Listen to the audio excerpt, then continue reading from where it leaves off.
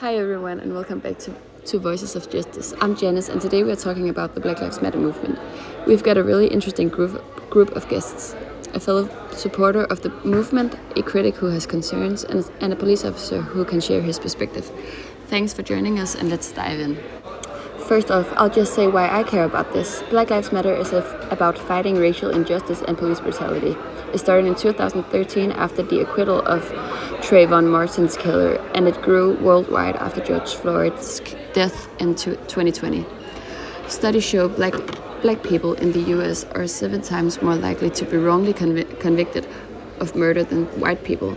That's not fair, and that's why the movement is so important. I totally agree. For me, Black Lives Matter isn't just about policing, it's about equality in all parts of life, school, jobs, and healthcare. And protests had helped bring attention to these problems. Even though some people criticized the demonstration, most were peaceful and powerful. Research found that the majority of BLM protests, around 93%, were non-violent. That often gets overlooked in the media. I remember attending one in my city. It was families, kids, people carrying signs, chanting together. There were music, there were speeches. It was hopeful. But the headlines only showed the one incident later at night where tension rose. That imbalance in coverage shaped a lot of the public's suspicions. As a police officer, I get where you're coming from, but I have to be honest, many officers feel unfairly targeted by BLM. The message sometimes sounds like we all painted with the same brush, as if every cop is racist or abusive. Most of us risk our lives every day to protect communities. And it's tough when the public loses trust. And when the people shout, defund the police, a lot of us hear it as, you're not wanted, your work doesn't matter. That hurts, because most officers truly do care. That said, I also recognize that behind the slogan there's a real demand for change that we need to listen to. I hear you, and I want to be clear. BLM isn't saying every officer is bad, it's pointing out patterns, like black drivers being stopped more often or force being used disproportionately. The movement pushes for accountability and reform, not to attack individuals. And you're right, the fund is controversial, but for many activists it's about redirecting some of the funding toward community programs, mental health care, and education. The focus is on prevention rather than punishment, a nuance that often gets overlooked in the debate. I understand both sides, but I still think Black Lives Matter has big problems. Protests sometimes turn violent, which scare a lot of people. Politicians like Pretty Pale even called them dreadful. Plus, the slogan itself, Black Lives Matter, can sound divisive. Some argue it should be All Lives Matter.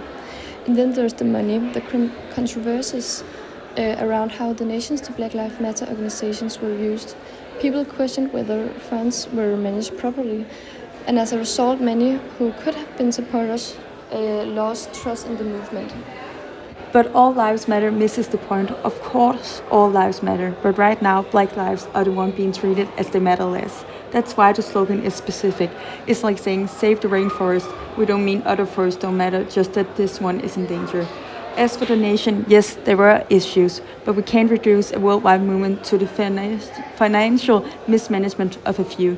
Millions of ordinary people, students, teachers, parents, workers, are still out there pushing for fairness. That's the heart of Black Lives Matter, not just the organization. One thing I do appreciate is that the BLM has forced police departments to reflect. We're improving training, focusing more on de-escalation and using body cameras. But I'd also say a lot of crime in black communities comes from deeper problems, like poverty, lack of opportunity. We often get called in when things have already gone wrong. But if kids had better schools, job opportunities, and mental health support, we'd probably get fewer emergency calls in the first place. That's where I think the overlap is. We all agree communities need more than just police. And that's exactly what BLM is calling for too. Investment in schools, healthcare, and jobs. It's about building a more reasonable society and not just criticizing police. Real change means working together. Imagine what could happen if communities and police work side by side on prevention instead of just reacting after harm is done. I still worry that the movement creates more division than unity. Families and friends sometimes fall out over it, and when people see slogans painted on streets or hear about statues being pulled down, it can feel confrontational instead of constructive. But I can admit it's raised global awareness about racism, which is important. Maybe the challenge now is turning the awareness into something that unites rather than divides. That's a fair point. Some changes were symbolic, but others were real. Companies adapting diversity programs, school adding new curriculum about history and racism, governments preaching reforms. Progress is slow, but the conversation has shifted worldwide. People who never thought about racial inequality before are now talking about it, and that kind of cultural shift is powerful. It may not solve everything immediately, but it changes how future generations will think. Here's a question we got from a listener named Maya. Do you think social media helped or hurt the BLM movement? Great question. I'd say both. Social media helps spread awareness fast. The George Floyd video, for example, was shared globally and sparked outrage. At the same time, misinformation also spread quickly. Rumors, fake stories, or exaggerated claims that sometimes fueled diversion. I agree. Social media can amplify extremes, either very negative stories about police or exaggerated claims about protesters. The truth is usually more nuanced, but that doesn't always go viral.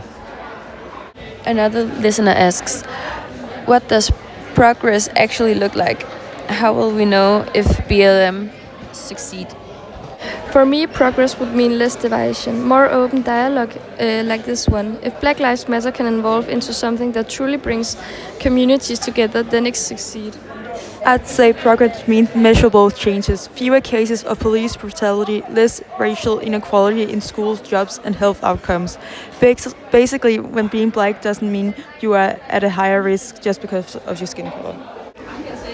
And for law enforcement, success would be that trust is rebuilt. When communities call us not with suspicion but with confidence, that would show we made real progress. Thank you very much for all your questions. Now it's time for final reflections. I may not agree with everything about Black Lives Matter, but I respect the awareness it's brought. It forced tough conversations, and that's not a bad thing.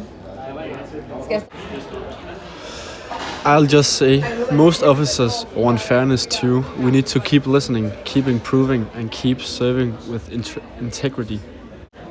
And I add, movements aren't perfect, but they spark change. Black Lives Matter has already changed the world, and the challenge now is building on that momentum with real, lasting reforms. Thank you all for sharing your views. This conversation shows how complex the Black Lives Matter debate really is. We have heard about justice, accountability, but also trust and unity. Whether you're a supporter, a critic, or somewhere in between, the key is listening and learning. Thanks for tuning in to Voice for Justice. We'll see you next time.